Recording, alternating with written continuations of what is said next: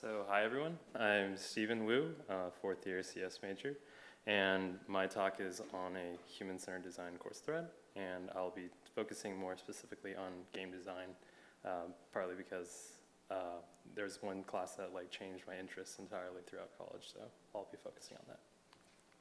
So first, I'm going to show this image. It's an abstraction of technology we're probably used to. This is a Game Boy from the 1990s, and below the surface of what you hold, what you see in the blue is the final product, but underneath it, it's all circuitry and all that junk that no regular human being understands. And we have this abstraction of some directional pad and two buttons, and being able to understand that at a very naive level and being able to play all these different games. It's just really interesting. It's all that's going on underneath the machinery, but there's really three things that you interact with: a few buttons and that kind of directional pad. So this is just a little bit about abstraction, and I'll go more into detail about this type of stuff as I go on. So my three courses that I'm going to talk about is Intro to Cognitive Science, User Interface Design, and Game Design Methods. And all three classes are not in the same department, so I was wandering around when I was in college just trying different stuff outside of CS. And the most interesting one was CS 160 within the department, and then I had Cognitive Science as an introductory course to the theoretical models of how we think, and game design was something that came off afterwards because it looked like it was applied to all two of these fields. So first, I'm going to talk about Cognitive Science 1, taught by Terry Regier, fall 2013. So who's seen this photo before? Okay. So if you look at this image, you'll notice that A and B are, the squares A and B are different, or at least they should be, right? Different shades of gray. But what you'll notice if we try to limit this and try to isolate how we're observing things, they're actually the same shade of gray. And this is something introduced in this class called induction, which is how you're able to infer different types of situations given the environment. So if we go back, we're in this environment where we have this cylinder casting a shadow, and we're thinking it has to be different. It has to be a darker shade of gray or something else. But actually, if we just isolate everything else and just think about things more concretely, you'll have a very linear way of understanding things. So what is induction? Induction is just generalizing based on the stuff you're given. So in this situation, going about understanding the environment and trying to adapt to it accordingly. But as a designer, this isn't always the case. You'll understand later on as I go on that an assumption that I make or that you may understand at first is kind of wrong, and it's really about iterating later and figuring out how we can adapt to certain challenges that we face.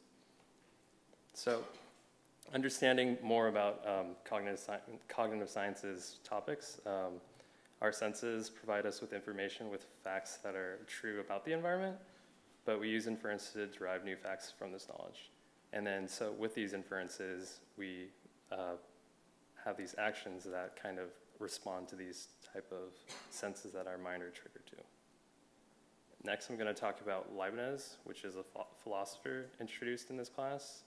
And one thing about him that was very interesting was Leibniz believed that people were largely benevolent and cooperative, but they were hampered in cooperation by language.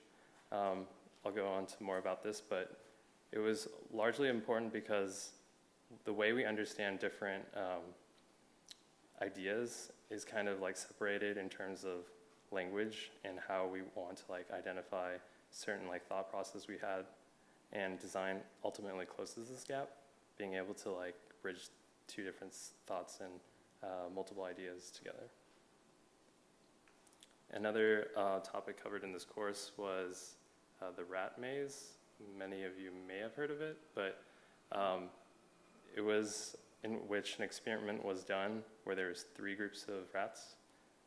There was one set that was placed into a maze and given a reward of cheese at the end.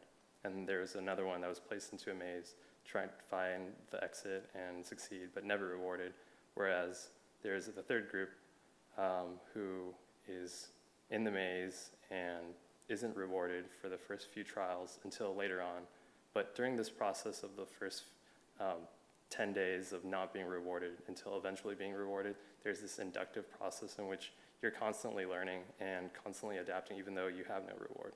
So in fact, this third group learned more quickly than other groups because the process of understanding this through induction is constantly happening, even though it's like subconsciously.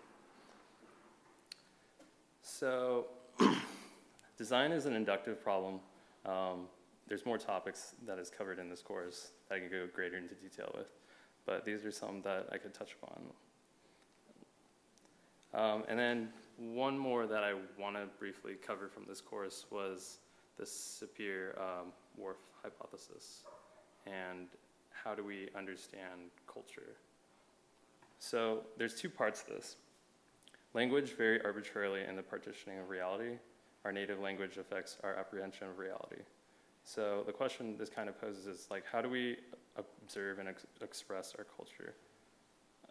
How do we like understand different cultures using something other than language? Because everyone speaks a different language, and design being able to like simplify this with imagery or abstract kind of approaches to this is a way to like bridge this gap.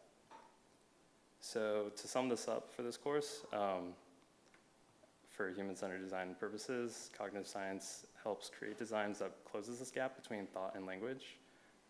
It fosters latent learning, like the example from the experiment with the rats. This could be applied directly towards design styles for designers for mobile apps and that sort. And it's important to create culturally sensitive designs because being able to produce something visually without using language will be able to be accepted more universally. Next, I'm going to talk about CS 160, User Interface Design and Development, last spring. So there's a lot of topics for this class, but this is just a list of things that I thought were more important. So the three like main buzzwords that reiterated throughout this class was design, prototype, and evaluate.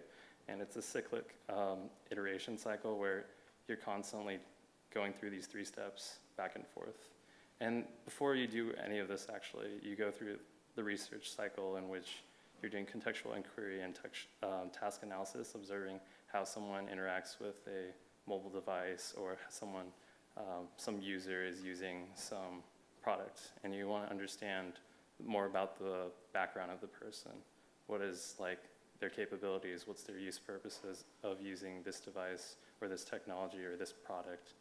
And while you're observing this, you're just really observing this and watching and observing through this master and apprentice model, where you're simply asking the user to explain it to you how this is done without really cutting in and butting in and trying to show the user that you're more knowledgeable than them.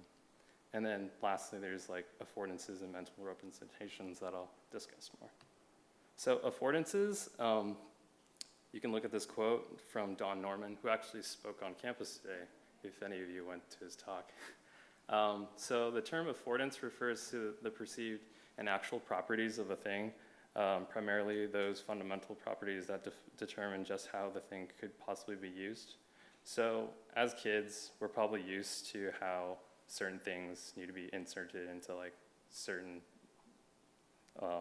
crevices. So like a toddler is able to understand that certain shapes fit into certain holes. And this could be directly applied to like the affordance of the image below, which is how you're supposed to like partition your trash, recycling, and all that sort. So being able to like have this without really using words is an affordance in which you can slide paper through this thin slot or put a bottle through this hole, like that fits, and everything else is just like trash, so it goes to the left bin. In the end, these are just clues about an object can be used, so try to like limit the use of words through this type of way of design. Next, I'm going to talk about the goals of execution and evaluation, which is a system of design in which you're understanding how the mental model interacts with the real world. So there's a system which is in which the physical product and how you're going to interact with, but the mental model is what's deep down going on inside your head, how you're processing, how you're going to accomplish this task. So there's this step of sequences that goes on, that goes between how you're interpreting this and how you're going to be able to accomplish this task in the real world. And then next, I have some projects that I covered in this class, which this one was a currency converter. Just being able to have a simplified look and feel to how you want to convert to different currencies. At the time, Bitcoin currencies were popular, so that's why this was the two currency exchange rates. And then for a semester project, we had designed something using an Android device that was specific for this class. And this is just a step through of all the different iterations of this mobile app that we've gone through. It listens to your kitchen sounds and notifies you if something is done. Like if you have a microwave that's beeping and you're in the office, and it'll notify you on your computer. But that's a side point. And then, yeah, this is more features about it, but since I'm running low on time, I'll just breeze through it. And then, so I'll sum this up and tie this into human-centered design. So conducting user research, that's pretty important, understanding how your user is going to use this in a natural environment, how they regularly do an activity, and how you could optimize and improve their activity by understanding certain habits that they form, and then understanding their mental model and applying that to the real world system, and then iterating on that and testing often and going through this cycle. And then finally, the third class I want to talk about is Game Design Methods, Art 178 by Greg Niemeyer, also from last spring. Key concepts I want to talk about is empathy, understanding how fun loops work, which is like games that are very simplistic in style and just like kind of repetitious in the way you play it, but addictive games that keep you going through this fun loop. It's like, it's constantly fun. And then understanding how the city and the environment affects the data that we pull into our games. And then understanding how tacit knowledge can be applied to game learning and playtesting. So this is an example of a fun loop, a real world fun loop. So you have an elevator or a staircase, and you want people to take the staircase instead to limit the amount of people constantly on the elevator and just increase the flow of traffic throughout the subway system. So on the staircase, you have piano keys, and on these piano keys, every time you take a step, a note plays. And it was originally like you had the staircase without piano keys or any audio output coming out, and everyone was just going out of the subway with the escalator system. But upon giving them something that was kind of fun and engaging, more people were willing to like participate in this activity and play along with everyone else. And so that's a fun loop, and it encourages replay value, and more people are participating. Another topic I want to talk about is the design of narrative architecture, of how you can introduce more user engagement through the interactivity with players. So with books, you're just reading. With movies, you're watching, you're participating in the environment, you're being immersed. But with games, there's this level of intimacy where you're the one dictating the story.